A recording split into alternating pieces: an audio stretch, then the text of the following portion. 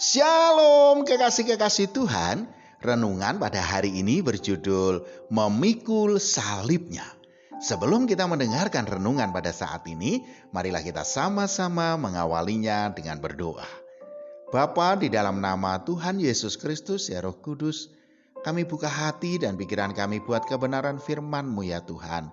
Di dalam nama Tuhan Yesus Kristus, amin. Firman Tuhan pada saat ini terambil dari Matius 10 ayat 38. Barang siapa tidak memikul salibnya dan mengikut aku, ia tidak layak bagiku. Kekasih-kekasih Tuhan, bila ada seseorang yang sangat dekat dengan seorang dokter, kemana-mana bersama-sama, adakah jaminan bahwa orang tersebut bebas dari sakit atau tidak bisa terkena penyakit? Tentunya tidak ada yang dapat menjaminnya, bukan? Demikian juga halnya dengan kita, saudaraku. Ketika kita itu dekat dengan Tuhan, tidak ada jaminan kita bisa bebas dari masalah dan persoalan.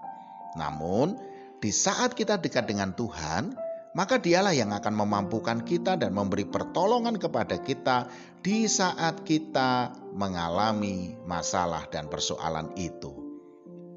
Namun, banyak orang Kristen mempunyai persepsi yang salah, yaitu bahwa kalau sudah mengikut Tuhan Yesus, pasti akan terbebas dari masalah dan penderitaan. Sehingga yang ada dalam pikiran mereka hanyalah soal berkat, dan berkat. Ketika fakta berbicara lain, yaitu mereka dihadapkan pada satu kesulitan, tekanan, masalah, sakit penyakit, kekurangan, ataupun krisis, mereka pun tidak bisa menerima kenyataan tersebut. Mereka tidak siap. Mereka pun langsung klaim janji Tuhan yang terdapat dalam Yohanes 10 ayat 10. Aku datang supaya mereka mempunyai hidup dan mempunyainya dalam segala kelimpahan.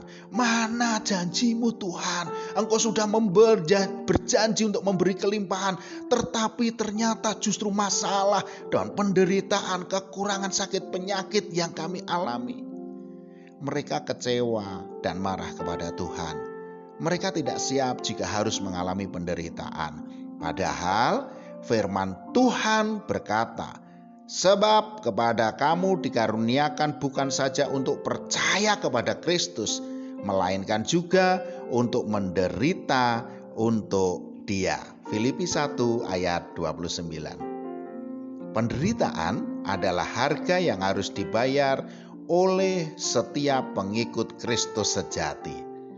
Matius 16 ayat 24 sampai dengan 25 mengatakan, lalu Yesus berkata kepada murid-muridnya, setiap orang yang mau mengikut aku, ia harus menyangkal dirinya, memikul salibnya dan mengikut aku.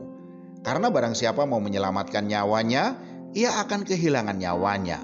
Tetapi barang siapa kehilangan nyawanya karena aku, ia akan memperolehnya. Saudaraku, penderitaan yang dimaksud adalah penyangkalan diri terhadap segala keinginan daging.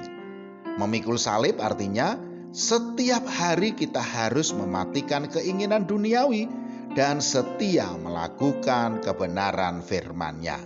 Sebagaimana yang Paulus katakan, namun aku hidup, tetapi bukan lagi aku sendiri yang hidup, melainkan Kristus yang hidup di dalam aku. Galatia 2 ayat 20a. Amin. Mari kita berdoa. Bapa, di dalam nama Tuhan Yesus Kristus ya Roh Kudus, kiranya Engkau berkenan bersemayam dan berotoritas dalam hidup kami, agar kami senantiasa hidup dalam perkenanan Tuhan.